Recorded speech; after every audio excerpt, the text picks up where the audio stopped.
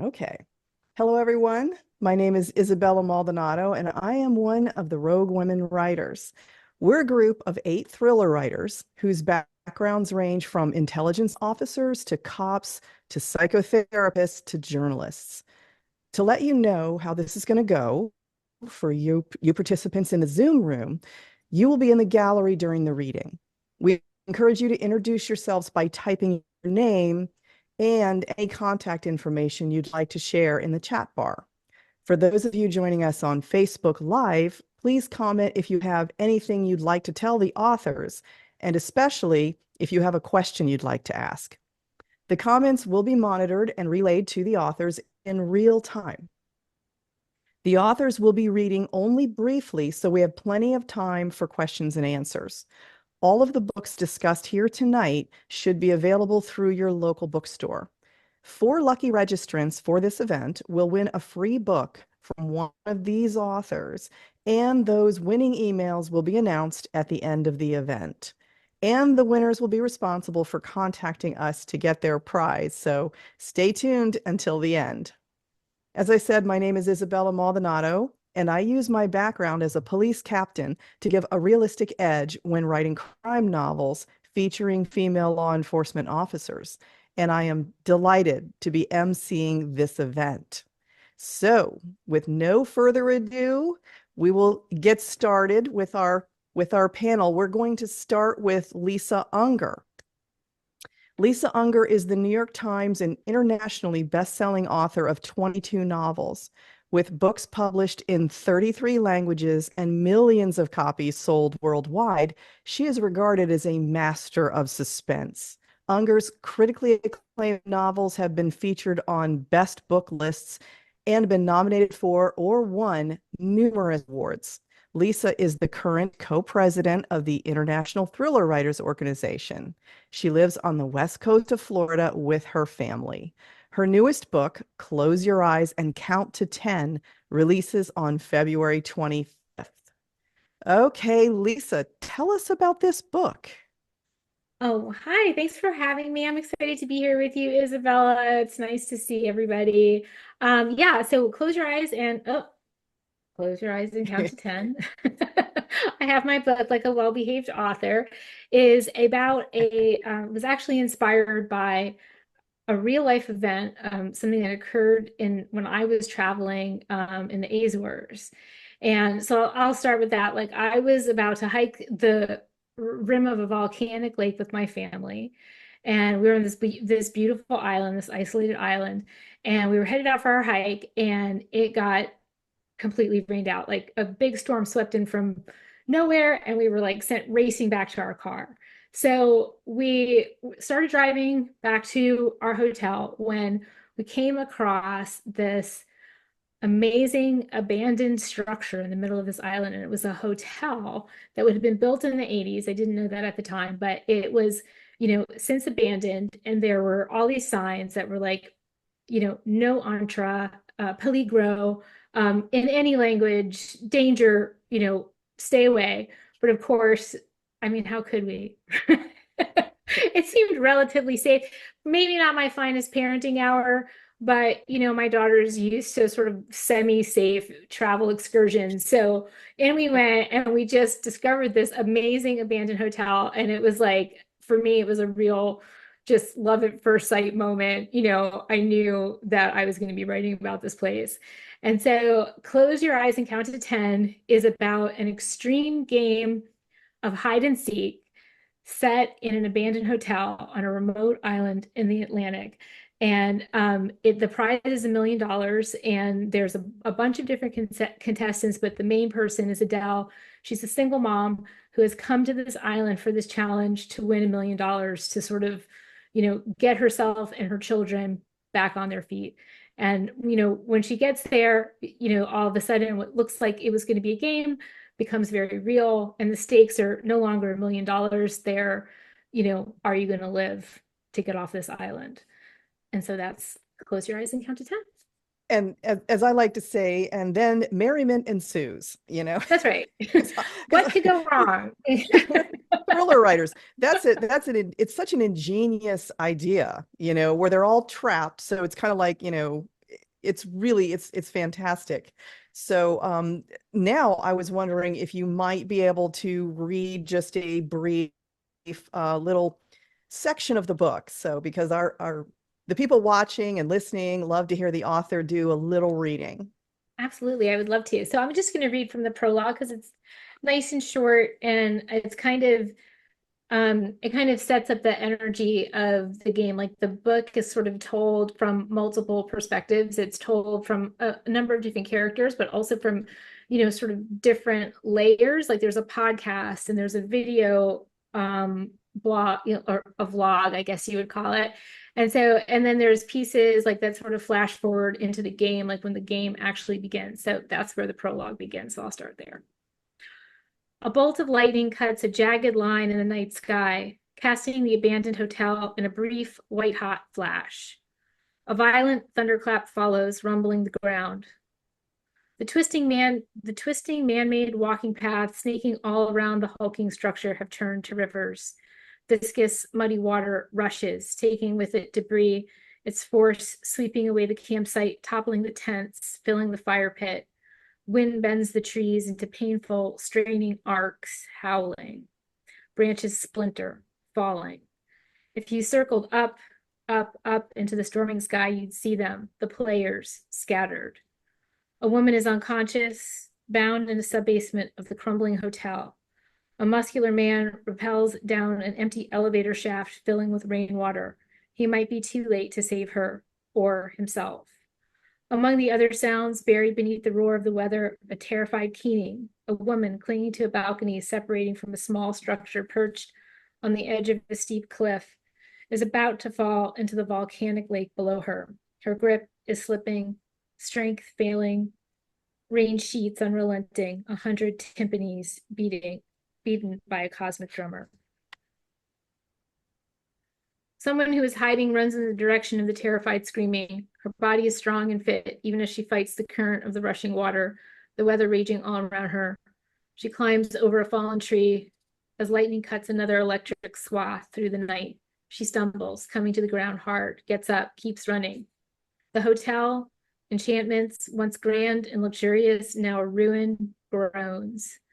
The rushing water, the impossibly powerful wind, the shifting ground is destabilizing the very foundation of the beast. Inside, a beam falls, crashing to the ground, echoing with the next explosion of thunder. In the middle of the chaos, someone waits. Stillness and chaos. Patience. There was a plan. Plots were hatched, agendas run, deception, a game, a stunning betrayal, a murder, all the things that people do best. But that's all done now. Now there is only the storm, nature in all its fury, doing what it does best, cleansing, washing away everything that doesn't belong. Wow, that's very gripping. I love that. So Thank you. nice. So thank you very much. And we will be circling back to you and we'll find out all kinds of other cool things like, about you or your character's favorite drink and stuff like that. We'll be getting to that next. But in the meantime, we're going to move on to CORY DOCTOROW. CORY DOCTOROW is an author, activist, and journalist. Recent books include The Bezel and The Lost Cause, a solar punk science fiction novel of hope amidst the climate emergency. Other recent books include Red Team Blues, a science fiction crime thriller, Choke Point Capitalism, nonfiction about monopoly and creative labor markets, the Little Brother series for young adults, In Real Life, a graphic novel, and the picture book Posey the Monster Slayer. In 2020, he was inducted into the Canadian Science Fiction and Fantasy Hall of Fame. And his newest book, Picks and Shovels, releases February 18th. So tell us about this book, CORY. Oh no, you're muted. There you go. It's not a Zoom conference until someone talks while they're muted. Hi, everyone. I do have a copy of the book here. I'm the one speaking whilst muted. Yeah, so I write when I'm anxious, which means that during lockdown, I climbed into the hammock in the backyard and wrote 9 books. And one of them was this one, Red Team Blues, which was written with a kind of weird conceit that it would be fun to write the final volume of like a 25 volume quarter century beloved detective thriller series without the tedious business of writing the other volumes, just the last one. And it was successful enough that my editor turned around an email overnight that was just 3 lines long. And I'm going to cuss here. If you don't like cussing, you're going to have to plug your ears. But it was just 3 lines. It was like, that was a fucking ride. Whoa. And he bought 3 of them, which left me with a problem because this is, as you've heard, the last volume of this Yeah. series. It's about a 67-year-old high-tech forensic accountant named Martin Hench who spent 40 years in Silicon Valley unwinding every scam every tech bro could think of. He's been everywhere. He's seen every tech scam, and it's his final adventure. It's a cryptocurrency heist, which is the scammiest of all the tech scams. And I didn't want to bring him out of retirement at the end because he definitely earned it. There was some precedent, right? You have Holmes coming back over Rickenbach Falls, but that was because Queen Victoria offered Doyle a knighthood. And as powerful as my editor is in New York publishing, he could not knight me. And then I had this idea that I didn't have to write them in sequence, that this guy's the Zelig of finance crime, which means that there is no high-tech scam that he wasn't present for. And I could write them in any order, which is what I set out to do. And it turns out that backshadowing is a lot easier than foreshadowing. You can just throw cool details in and then later on figure out how they fit into his life story. You don't have to worry about continuity. In fact, the more stuff you pants in there, the more of a premeditated motherfucker you seem to be. And so they've done really well. They've all been bestsellers. And I did a second one last year. It was called The Bezel. It's a prison tech thriller. And then the third one, this one, Picks and Shovels, it's the first Martin Hench adventure chronologically, set in the early 1980s. And it sees Martin Hench flunking out of a computer science program at MIT because he's too busy programming computers to do his computer science homework. I think a lot of people lived through versions of that. He ends up in Silicon Valley in the era of the weird PC. And he ends up in the middle of a trade war that turns into a shooting war between a very weird PC company and one of its rivals. The very weird PC company is called Fidelity Computing. It's run by a Mormon bishop, a Catholic priest, and an Orthodox rabbi. It sounds like a setup for a joke, but what it actually is a faith scam. It's a multi-level marketing scheme that predates upon the faith groups that these are involved with. And the 3 men who run it are big-time crooks.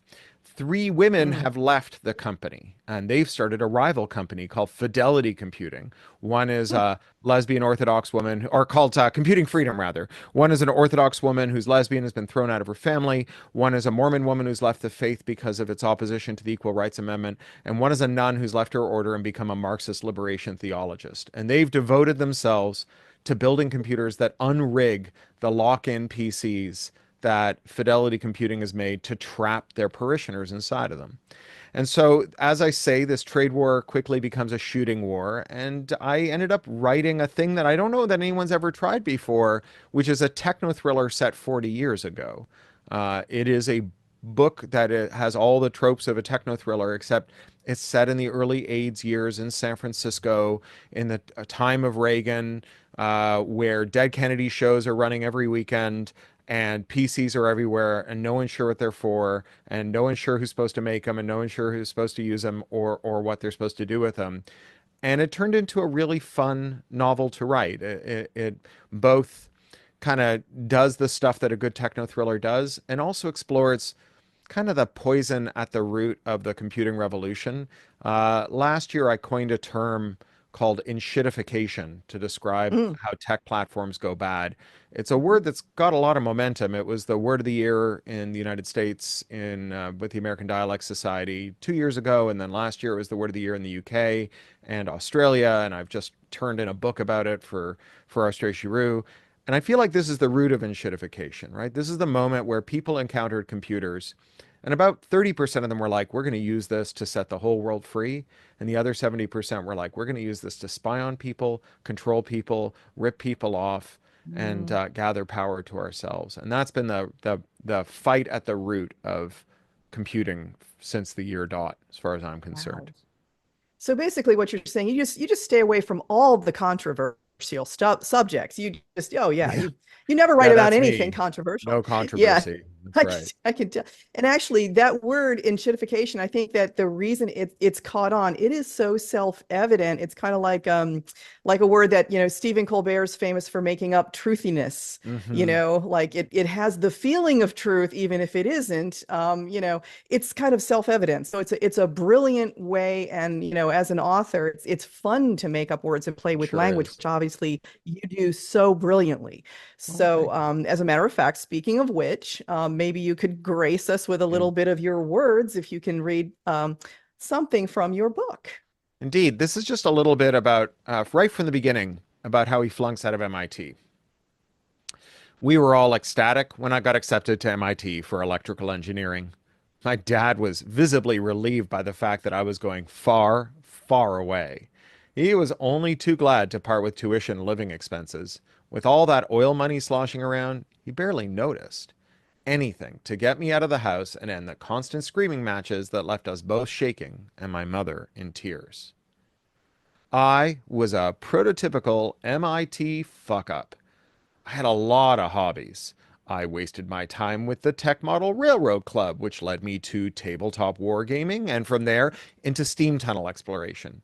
Some of my circle overlapped with the anti war movement, and I had a 4-month intense romance with Dominique, a French anti nuclear proliferation activist who was doing a poli sci degree at Harvard. But it wasn't the railroad, or the war games, or the steam tunnels that accounted for my terrible first semester grades. It wasn't even Dominique's fault, though there were months there where we kept each other late every night arguing politics and being horny teenagers. I got straight F's in my first semester because of an Altair 8800 kit that I bought the second week of school after seeing one at a Tech Model Railroad Club meeting with money I was supposed to spend on furniture, textbooks, and meals. I ran out of money the same week the provost wrote to my father to tell him I was failing every class. The two letters arrived on the same day. I got a message from the RA to call my father urgently. I called the operator from a payphone in the lobby and I inquired about the long distance toll, added up all the money I had left, shrugged, and called collect. Every parent's nightmare. Yeah.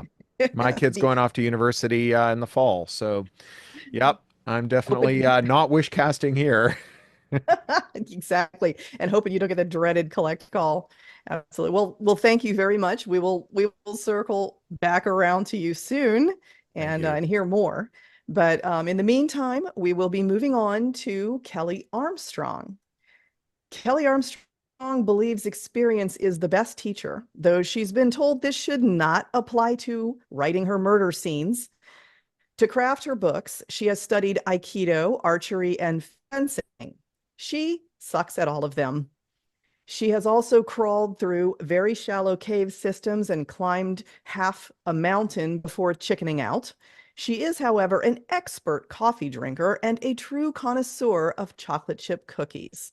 Her newest release, Cold as Hell, also comes out on February 18th. It is great to have you with us. So tell us Hello. about, yes, tell us about the book, Kelley.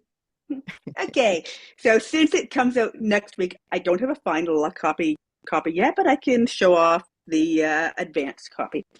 This is book 3 in my Havens Rock Mystery series. They are set in the Yukon, which, if you're not familiar with it, it's basically Canada's Alaska. In a lot of reviews, you'll actually see that it is apparently set in Alaska. No, it's next to Alaska. But there are certainly people who do think that it is cold as hell up there all the time. Not true. But this particular book happens to be set in the winter when it absolutely is. The premise for the series is that it's a small town in the Yukon where people go to disappear. So tiny town currently is just over 100 people, completely off grid. And so I will read a bit from the early part. I will warn that I did go through and chop out a few pieces that weren't necessary for this reading. Hopefully it all reads smoothly. So here we will meet Casey, and we will also see why I jokingly refer to this as my Fargo book. A fist pounds on our chalet door. I lift my head to squint at the clock. 1:16. A knock in the wee hours of the morning is never good. Beside me, Dalton makes a noise that could be a curse or could just be a still half asleep grunt. I'll go see what it is, I say, patting his arm as I rise. He starts making another sound, one that might be sleepy acceptance. Then he bolts upright. No, he says, as if I've suggested running into a burning building. You stay. I've got this. I'm already out of bed. Then get back in it. In the moonlight, I can see Storm, our Newfoundland, look from one of us to the other. Then she sighs. Sorry, pup, I say, patting her with my foot. He's a little weird these days. I have no idea why. For the same reason you're petting the dog with your foot instead of bending down to use your hand. Dalton points at the cause of my inability to bend, my 9 months pregnant belly, which, yes, is the same reason he's leaping out of bed to answer the door instead of just gratefully staying where it's warm. It's fine, I say. Even April's long list of things Casey can't do does not include answering doors. Yeah, but if it doesn't include going down the stairs in the middle of the night, it should. I could point out that going down a flight of stairs while sleepy is always dangerous, and no more so when heavily pregnant, but when we started this journey, I knew I'd have to deal with Dalton's protective streak, or more accurately, deal with him using my pregnancy as an excuse to indulge his protective streak. Also, granted, it's not purely indulgence. In 9 months, I've had 2 scares, one where I'd been certain I'd miscarry, and one a month ago when there was some concern I'd gone into early labor. Being 7 months along meant it would have been a premature birth, not a huge problem if I were living down south with access to proper preemie care. So I understand if he's fussing over me walking down the stairs. Another pound at the door below. Stay here, Dalton says, pointing at the bed. When I glower, he says, keep her there, to Storm. Then he leaves, and Storm heaves to her feet, walks 3 paces, and collapses in the doorway. I turn my glower on her. Traitor. She only lets out a slobbery sigh and watches me with all the patience of Nana in Peter Pan. Having a Newfoundland means I understand why Barry chose one for his canine nanny. She's the sweetest and most patient dog imaginable, but also if she's in that doorway, I am not getting out of this room. Below, Dalton answers the front door. We have a problem, a voice says. I know you aren't going to want Casey getting up at this hour, but I think she needs to take this one. I scrambled to get ready without even needing to hear my husband's probably profane response. I dress and tell Storm to move. Her eyes roll up to meet mine, her disapproval clear, but she's technically my dog, and she knows it. She lumbers to her feet and down the stairs. I expect Dalton to spot her and tell me he can handle it, but before Storm's even down, he's at the bottom, looking up, his expression grim. You do need to handle this, he says. What happened? Sebastian pops in behind him. Kendra was attacked. She's fine, unhurt, that is, but it looks as if someone dosed her in the rock and dragged her into the woods. Dragged? He lifts his hands. They didn't do anything to her. She got away in time. But yeah, that's why I thought you should come, because it looks as if they plan to. He trails off, genuine emotion flashing over his face. He likes Kendra, and that flashes undiluted anger. He reins it in fast. I thought of going after them, but that didn't seem like a good idea. So I helped Kendra instead. Thank you. Where is she? At the clinic with your sister. Very good. And it leads to a big mystery. And I will tell you, as I actually listened to the audio version, which was really good. Good, excellent narrator, but I kept getting Fargo vibes. It's true with the pregnant lady trying to investigate the crime, the murder. It was awesome, but totally a different story, completely, but just the idea of having someone so extremely pregnant investigating and having to deal with it. So very, very cool choice. And we'll be circling back around to you. And in the meantime, we will go on to our last guest in the panel, Joshua Moehling. Did I pronounce that right? Moehling? You got it. I did? Oh, good. Yeah, thank heavens. perfect. Okay, I try to do that. Okay. Joshua Moehling is the best-selling author of the Ben Packard series. The first book, And There He Kept Her, was a Barnes & Noble monthly mystery thriller pick and a finalist for the Lambda Literary Award for the best LGBTQ plus mystery. His second novel, Where the Dead Sleep, was described as a well-paced whodunit and devastating by the New York Times. Joshua lives in Minneapolis and works in the medical device industry. His newest book, A Long Time Gone, just released on February 4th. And how did that go? Joshua, tell us about, the release and tell us a little about the book, how it went. It was amazing. It's my third book. I'm not tired of this experience at all yet. We had a big party at a brewery on Wednesday night last week. Really great turnout, even though it was about 10 degrees out here in Minneapolis and the threat of snow, but the snow held off. So it was a great night. Wow. I'll tell I you have about to the say, book. yeah, you're going to go ahead. Yeah. Tell us a little about the book now that you told us about the release. That's great. Yeah. So A Long Time Gone is the third Ben Packard book. Ben Packard is a sheriff's deputy in a small town in rural Minnesota. He was a Minneapolis police officer before that, and somebody that he was in a relationship with, another police officer, was killed on the job. And so Packard, a few years ago, moved to this small town in northern Minnesota to be a sheriff's deputy. And he's got a connection to this small town because it's where his grandparents lived when he was a kid. They had a home there, and it's also where Packard's brother disappeared from over a Christmas holiday 30 years ago.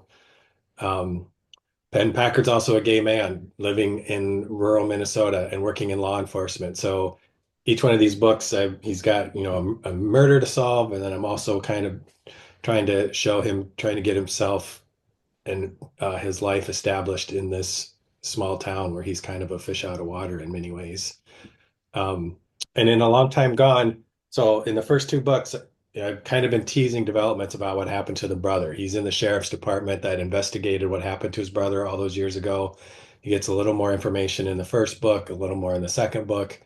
And I figured I'd drag this on long enough. People are going to kill me if I don't tell them what happened to the brother. So in the third book, it opens with a shooting. He's now working security at the courthouse, and there's a shooting at the courthouse that he's involved in. So he's on administrative leave, and he has time to follow up on this information about his brother that he got at the end of the second book. And as he's following up on that, he goes and visits his grandparents' home that he knows from his childhood, and finds out that the woman who currently owns it died kind of under curious circumstances. She fell down the stairs. There's a broken bottle of whiskey next door. Everybody just assumed she was drunk, but Packard knows this house, and he sees something that doesn't ring true to him. And so he starts asking questions about what happened to this woman. So there's two kind of cases in this book. He's looking at what happened to this woman who supposedly fell down the stairs. He's looking into what happened to his brother, and he gets all the answers in the end. Yeah, and trying to and writing, it's almost like, you were like two stories that you had, and then weaving them together in a way that ultimately is very satisfying. So Thank you. now if you could maybe read a little snippet, we'd all really enjoy hearing it. If you have something picked out, I do. that would be great. So Packard has gotten this new information about his brother, and he's told his family about it. And he's the only one that's still living in Minnesota. And his mom's like I'm coming to Minnesota immediately. And he's like, no, don't come here. There's too much going on and I don't know anything right now. She's like, too bad, I'm coming. Um, so his mom comes, and this is our first introduction to his mom, who lives in Arizona, and she's kind of a new age um, woman who is bright and sparkly and the total opposite of Packard in every single way imaginable.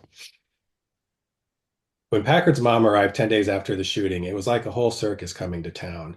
She was bright-eyed and jewel-toned, and her cold-weather clothing consisted of enormous knit hats and flappy mittens and a lot of tasseled blankets and serapes that went over her head or around her shoulders and smelled like essential oils. She reminded Packard of a desert mule loaded and ready to descend into a canyon. She got in late the first day. There was just time to get her situated at the hotel and take her grocery shopping to stock the small fridge in her room. On the second day, she came to his house and they took Frank for a long walk and played Scrabble. His mom cooked potato soup, a thin, milky recipe from Packard's childhood that he remembered sieving in search of the ground sausage she used to add to it. Now she was a vegetarian and the sausage had been replaced by kale. On the third night, after another whole day together, Packard decided he wanted to see people and he wanted to see life, so he took his mom to a brewery for a late dinner. The Hopfenstopfen had officially opened the week before Christmas and was gaining popularity with the locals and the out-of-town snowmobilers. Packard had held his election night party there. Wasn't much of a party. Kyle Hill, one of the co-owners, poured a sample of their piney IPA for Packard's mom. She sipped it, then tried not to make an unpleasant face in front of the guy who brewed it. Well, that's interesting, but not for me, she said, smiling. Kyle took her glass and asked Packard if he wanted to sample anything. Packard had a list of things he wanted to sample on Kyle: a handful of his dark hair, the scratch of his 5 o'clock shadow, the texture of the scar on his upper lip. He thought maybe they'd had a moment at his party, but there hadn't been time to investigate since then on account of how badly he lost that night. Then it was the holidays. Then he'd read a letter that contained a map to the location where his missing brother's body was buried. Then he shot and killed a man. It had been a busy winter. I'll say definitely busy winter. That is absolutely fascinating. So now what I want to do is I'm going to circle back around to everybody, but I'm also going to include the drinks and snacks now. And so I got to start with Lisa, going back to her. So this was a big challenge for me because I would make and taste the drinks as the host. And so Lisa, she enjoys an aptly named drink called the Thriller. Is the Thriller or the Killer? Which is it? It's the Thriller. The Thriller. And That's it's actually it's funny because so when we were in the Azores, we were staying at this hotel, and the bartender at the hotel on the Azores, he created this drink for us while we were there, and he named it the Thriller. And so I thought it was the perfect drink for this gathering. Yeah. It really is. It really. And so what I had to do, okay, just so people know, so it involves like Kraken black spiced rum and Kahlua and some chocolate bitters, and Simple could not do the hot sauce. A little bit of hot sauce. I know I couldn't manage the hot sauce. I know. I couldn't quite. I bet it's great. And then you got to smoke it. That's the thing. Yeah, you have to use a smoker. Yes. Cherry wood, and you smoke it. But here's what I did. I got to show you this. I came up with like the coolest. Look at this goblet that I put it in. Oh, isn't that awesome? I love that. I had to make up for the fact that, I wasn't able to smoke it. So I got this really cool. So, because this is, it's the Thriller. It needs a special, actually, I got kind of interesting drinking containers for everybody. So nice. Here's to you with I actually this is kind of like this is similar to what it would look like. Yeah, you had mentioned like a martini glass, and this is tragic. I don't have one, and I realized this is something I'm missing in I must immediately rush out and get a martini glass. I don't have one. But yeah, obviously that's a problem. And then you like to as a snack, you have it with salt and vinegar pistachios, which is really cool. Yeah. I love that. They have like that little bit, like I think you kind of have to, you either love that vinegar zing on things, or you don't, right? And I Right. really, yeah. Right. So Yeah. while I'm taking a sip of this drink, you can, if you wouldn't mind telling us all, like, how did you research the storm information to make all of that so incredibly realistic? Well, it's just 25 short years living in Florida. I guess that's true. Yeah, and multiple evacuations, two of which were last year. And there's always like very sort of strong nature themes in all of my books, and storms very often figure prominently because I love it when, and not to be flip, because obviously storms are, terribly damaging and they've caused a lot of loss, all over the world. But there's something amazing about the wrath of nature, and about how no matter what structure you have built or what intention you have when you walk out into nature, or whatever hubris you bring with you, and that you think that you're going to be like, man against nature or woman against nature, guess what? You lose. That's the truth of nature. So that comes up a lot in my books. And I love how, like we have our sort of our folly, these things that we do. And, the planet in a lot of ways feels, righteously angry at the moment. And how, we're forced to confront that a lot in our daily lives now. And I kind of like that energy, the energy of the planet, expressing itself. Yeah, it's very, very timely, actually, the whole nature thing, kind of getting the wrath of that. So very, very Unfortunately, cool. So, and then, okay, so next up, CORY. So this is kind of fun. So with CORY, he went ahead and he gave us his the character Marty Hench. So Marty starts off as a beer drinker, but he switches to bourbon, like CORY, and specifically excellent mid-shelf brands. Suggestions are Four Roses and Maker's Mark. And so here's what I did. Now, this is kind of fun. I have a fun glass for this too. I'll show you what I did here. I actually borrowed my husband's glass to put the bourbon in, and I kind of zoom in on the camera, you'll get it. It's Very backwards. Nice. That's a good looking home pour. Juice. That's what, like a 9-ounce pour? That's good. Yeah, well, this is a small, it actually, if I put it back here, you see it's a very small glass. This is really only like, well, okay, it's a triple. Won't be finished. I'll be sharing it with my husband. This is his glass. It says dad juice. So mom only gets like a sip or two. So I can tell from here that is a perfectly balanced bourbon and glass, which is the best bourbon. Very good. Very good. And then now what's also interesting is for this snack, Marty, I guess, is a quite a cook. He loves to cook. And so to go with it, Molly Katzen's recipe for, and I hope I pronounced this correctly, gado gado. Is that right? Did you make the whole thing? That's no, I was not able to concoct. Okay. It's an Indonesian peanut curry, but you know what? I have the recipe now. I always eat Thai peanut curry, and I'm obsessed with it. So an Indonesian peanut curry, I would love that.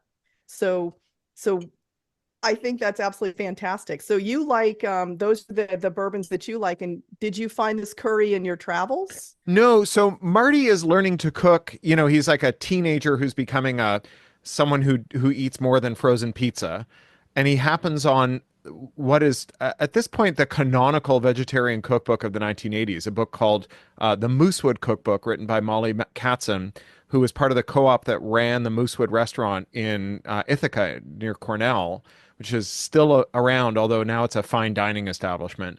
And she published like 4 or 5 cookbooks that changed how America cooked. I happened to learn how to cook out of the Moosewood Cookbook when I was a teenager working in a kitchen at a hippie summer camp. So I have great affection for this cookbook. And I'm starting a residency at Cornell, a 6-year once a year, like 6 days a year residency at Cornell next year. And I'm really looking forward to eating at Moosewood, although I don't Oh, think you're going to get yay. weird, dirty hippie recipes. I think it's going to be things that are fancy, plated, and have, remoulade in them. Oh dear, it's a shame because those hippies could cook. They They sure they knew could. what to do in the kitchen. I love that. So while I'm taking a sip, I was hoping that you would explain a little bit about why you chose 1986. I mean that particular point in time, and I mean you led into it a little bit, but maybe a little more about kind of the thought process. Yeah, the story really spans from like about 1981 to about 86. So it's Marty dropping out of college and then ending up in Silicon Valley. And it was a heady time in the time of the PC, in part because America was changing a lot. Um, you had the Reagan Revolution on the one hand, right, and the greed is good era, and a change in American geopolitics, and the rise of the Cold War and imminent nuclear Armageddon and so on. But you also had the PC Revolution, which was happening in the wake of two things that I think are grossly underappreciated and hadn't really entered into our consciousness for a while until about 4 years ago when we started to see a lot of antitrust enforcement. And that was antitrust enforcement against AT&T and against IBM, where Hmm. these two gigantic companies that had collectively had their boots on America's throats Hmm. for generations. I mean, AT&T had been under antitrust investigation for 69 years when they broke it up in 1982. It's a very long, long antitrust journey. IBM actually managed to survive its antitrust trial. It was on trial for 12 years. Every year it outspent the US government. So they spent more on lawyers to fight the US government than all the lawyers working for the Department of Justice antitrust division were being paid collectively every year for 12 consecutive years. They call it antitrust Vietnam. But even though IBM wriggled off the hook, mostly because Reagan directed the DOJ not to continue prosecuting them, it really scared them.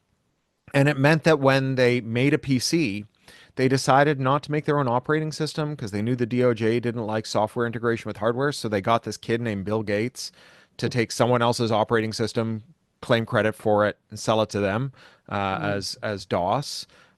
They didn't use their own parts because they knew the DOJ didn't like hardware tying. So they also had commodity parts. So companies like Compaq and Dell and Gateway started building PCs.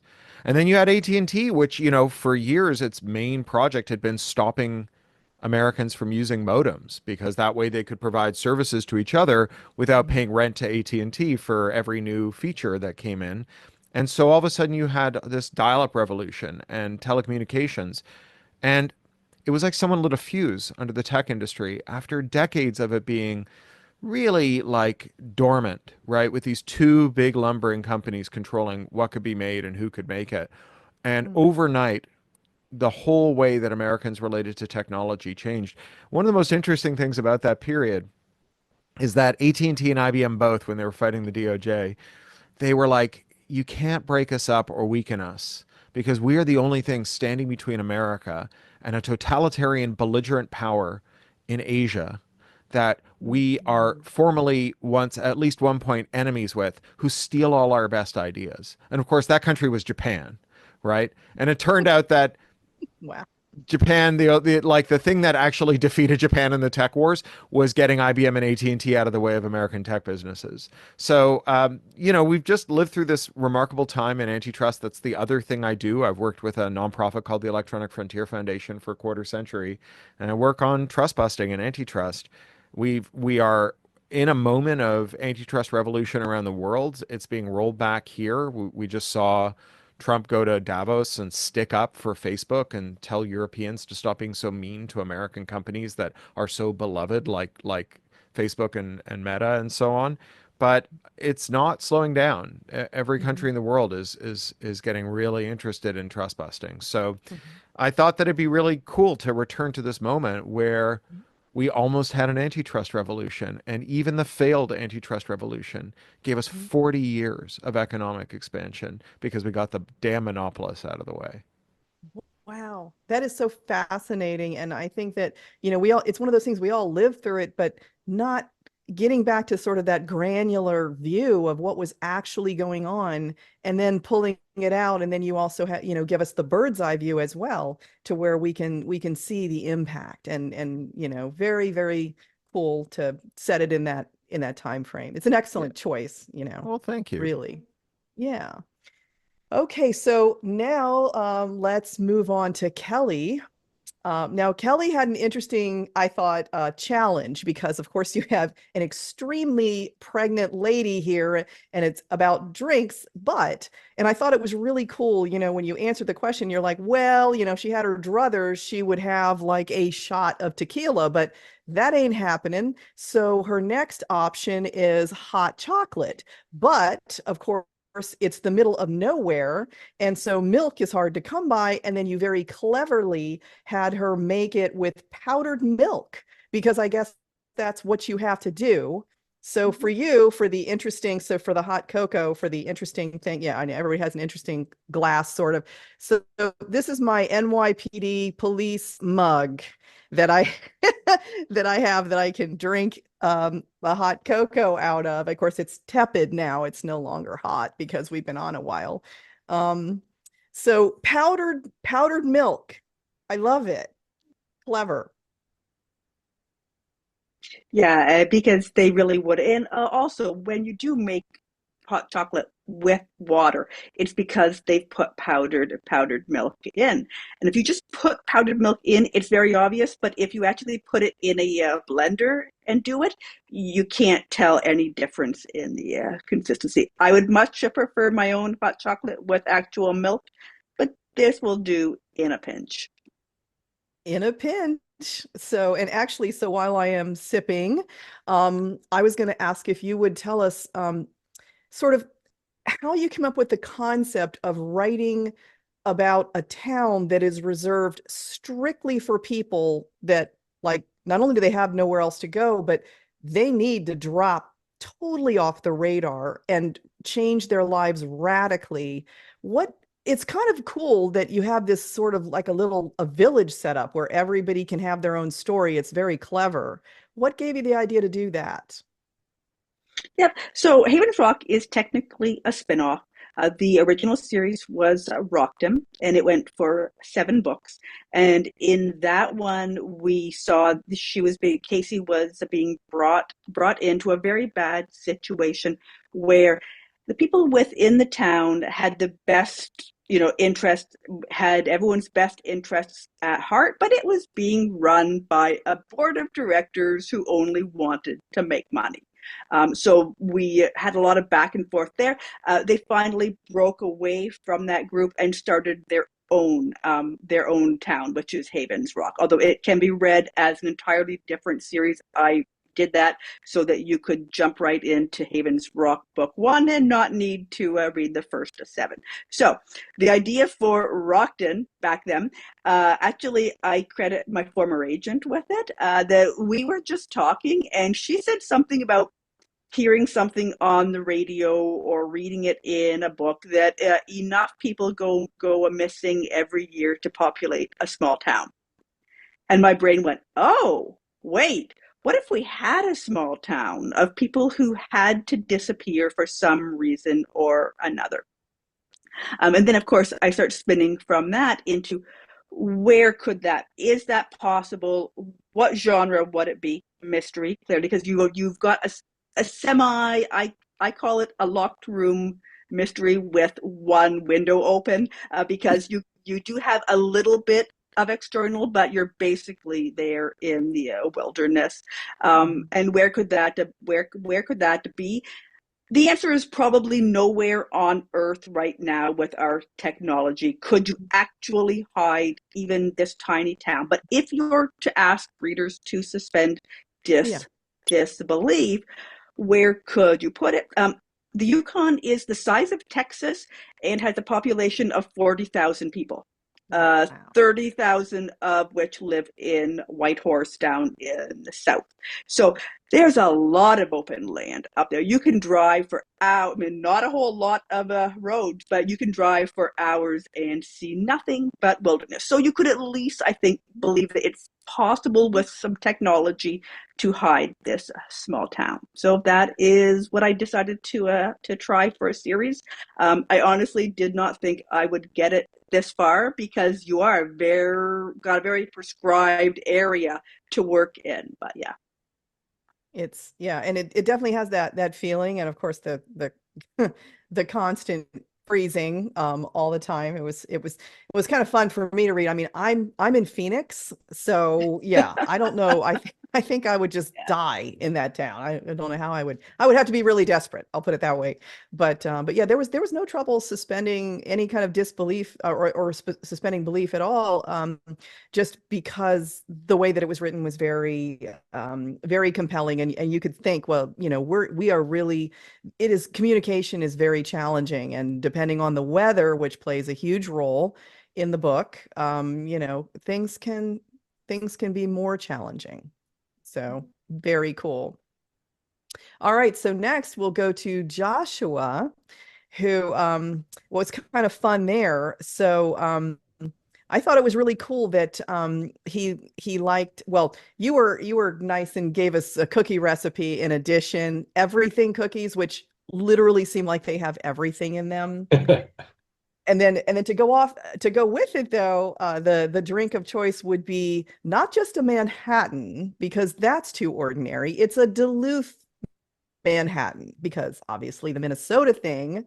Yeah. So and with the Duluth Manhattan, let's see, we've got so some whiskey. I was not able to get is it Vicre? Is that how you pronounce? I think so, yeah. Okay, I think Yeah, so. it's probably hard to Um, get outside of yeah, Minnesota. in Phoenix, it wasn't, but but the other things with the bitters and the whatnot, so it was pretty cool. But it turns out it makes this kind of a blood red sort of color to Mhm. the drink Yeah. that you get with it. And I didn't have a cherry to garnish it with. I apologize for that, but it's a really elegant looking Manhattan of all things. So this is special because in Duluth, I guess you have to have a special Manhattan. Is that it? Yeah, well, I was pressed for a recipe, and then we had friends over about the same time Lisa Black was asking me for my recipes, and my friend came up with this drink, and he said it's basically just a black Manhattan, except you use these spirits that they distill in Duluth. So if you can't get the Vickery Amaro, you could just use a black Amaro, and then you've got a black Manhattan on your hands. It's very, very cool. So while I'm taking my sips, um, I was going to ask you about, now in your story, there's a lot of the family connection, like you were talking about, where there's like this parallel investigation.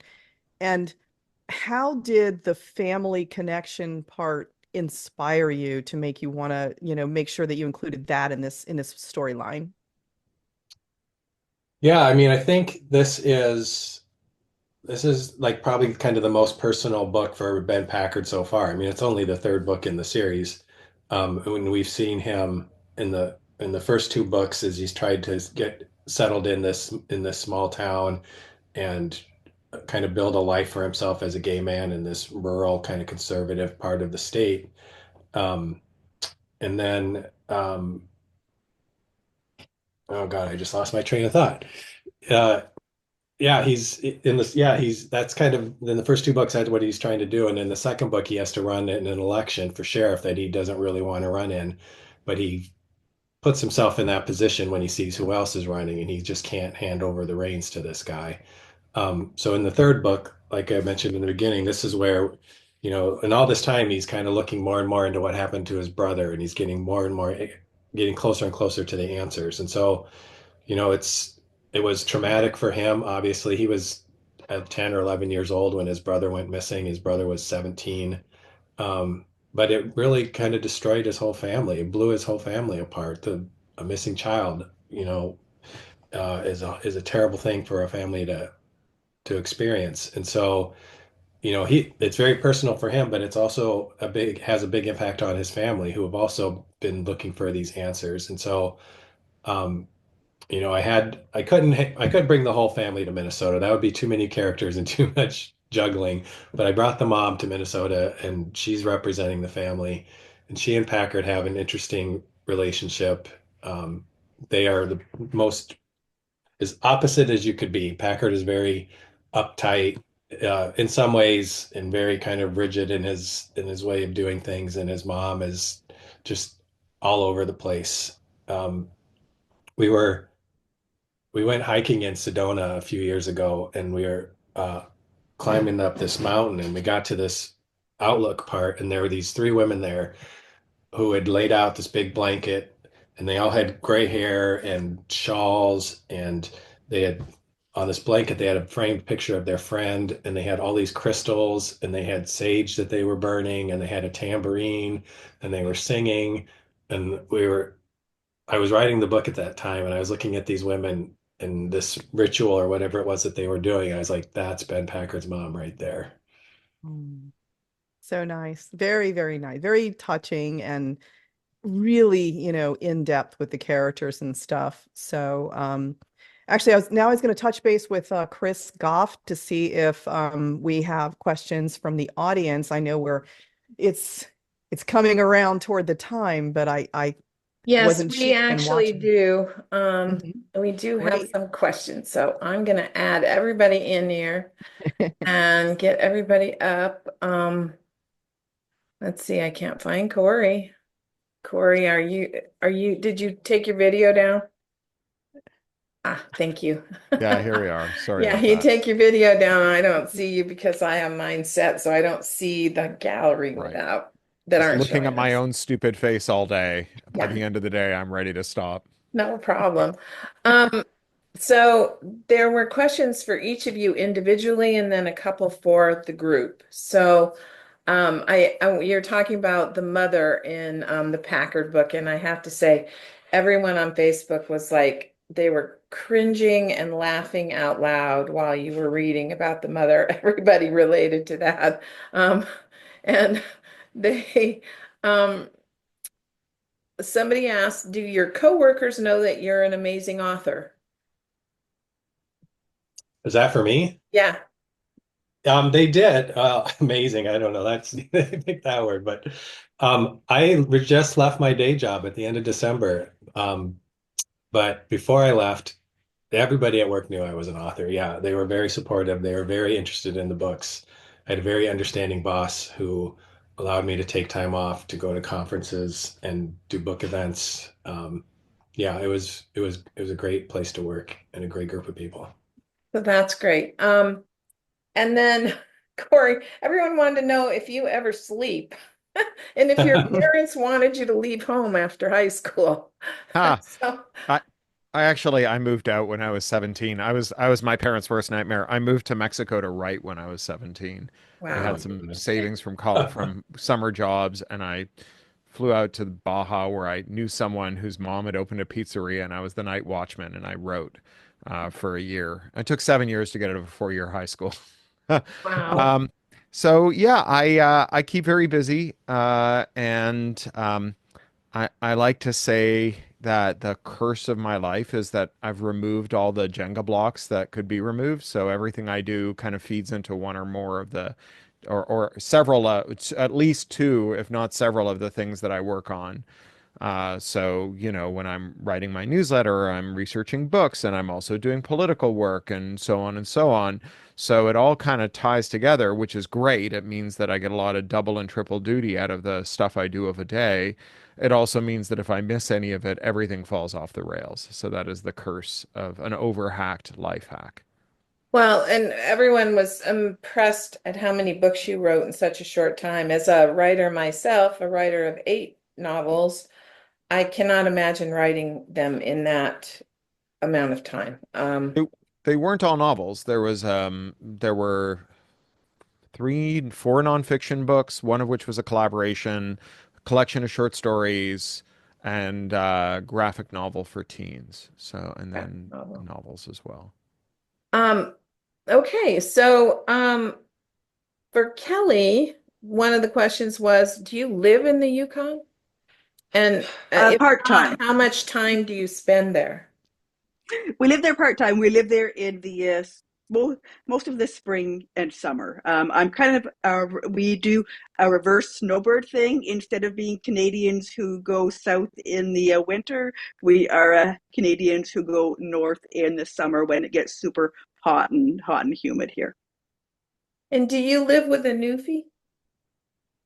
We do not. I have always wanted one, but they are massive dogs, so there's never quite been room for that. We have other dogs. Right. Okay. And Lisa, they want to know, did the bartender know you were a thriller writer? He And did. and would you go back to the Azores? Did you like them? Yeah. I haven't gone back to the Azores yet, but I definitely will go back there. It is a stunningly beautiful place. It's just very untouched. It has a super just sort of sleepy, almost deserted vibe, and it's absolutely idyllically beautiful. You know, there's these wild blooming hydrangeas everywhere. You know, it's like kind of always like a little misty, like sort of sweetly blue sky, and then it's like a storm just kind of rushes in. So it's very dramatic, and I will definitely go back there. Yeah, and he did know, and so that's why they created the drink for us. And I actually have a super fun video of it when he's, you know, very excited to present it and like and put the smoker on it and all that. So I'll share that on social media in the next couple of weeks. Great. We'll watch for that.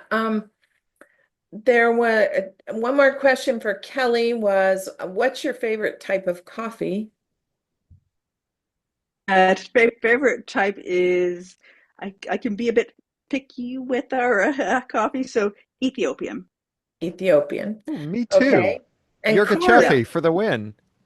Yes, exactly. Very full of flavor. See, geeking out over coffee. And Cory, how did you come up with the title of your book? It's pretty unusual. Oh, well, Picks and Shovels is a cliche from Silicon Valley venture capital, that the people who went out, the only people who reliably made money from the gold rush were the people who sold picks and shovels to gold miners. And every tech company says, oh no, we're not doing the thing that makes money. We're selling the tools to the people who think they're going to make money, which is how you know we'll make money. And it's kind of a mark you have to hit during a VC pitch. I should also mention, I forgot to say it before, because these books are written out of order, they're made to be read out of order. There is no canonical order to read them in. Okay. Well, and it's interesting what you were saying about the Yukon. I was just in Alaska in August and we went up on White Mountain Pass Railroad and went up. And one of the things they talked about was the only people who really made any money were the ones that provided the means for the miners to get up into the Yukon and all of that. Made that same thing. So now here's a question for all of you, so you can round robin it however you want. What other author would you like to meet in person that you haven't met yet? So Do they we're have to be talking a alive? living author. I want to have dinner with Cory and Kelley and Josh. I want to meet these guys. You want to meet them in person? Yeah, I want to have dinner with all of you guys. Oh, That's a good They're answer. fast. And Isabella, oh. even though we've known each other for a while, we were supposed to have dinner back at Sleuth Fest, and Sleuth Fest got postponed because of hurricane. So we're going to be seeing each other soon. So Isabella as well. Yes. Speaking of storms and bad weather creating That's right. chaos. Speaking of storms. Mm. And anybody else have an author other than those of you on the screen that you'd love to meet at BoucherCon or Left Coast Crime or wherever you go next? I'm struggling because I feel like I've met so many of the living authors that I really enjoy. Yeah. I mean, there are some newish writers whose work I've liked, but I haven't had a chance to meet yet, but I don't have any doubt that I will. All the writers I want to meet that I never met are dead. Yeah. Like, I am not related to, nor did I ever meet E.L. Doctorow, a writer I admire quite a lot. We were supposed to meet once when I was in New York and we missed each other. So, you know. So, and then one other question, and this is the last question that hasn't been asked, is what is a question you dread being asked? What's your favorite book? Yep, that one. Anyone who's got one favorite book, there's something wrong with them. It's always either Mein Kampf, the Bible, or Atlas Shrugged. Exactly. Good answers. Okay, that'll do it. We've answered everybody's questions, and I sure enjoyed this, and I'm going to turn it back over to Isabel. Yeah, sure. I was going to announce that we have the winners of the authors' books. And so I will announce them now. So we're doing it like with a first name and last initial. So Sarah M. won Lisa Unger's Close Your Eyes and Count to 10. And if there's more than one Sarah M., it's an iCloud.com account, if that helps to make it clear. And Samantha K. won CORY Doctorow's Picks and Shovels. And yeah, there you go. You'll be the happy winner. And Christina B. won Kelley Armstrong's Cold as Hell. And Catherine H. won Joshua Moehling's A Long Time Gone.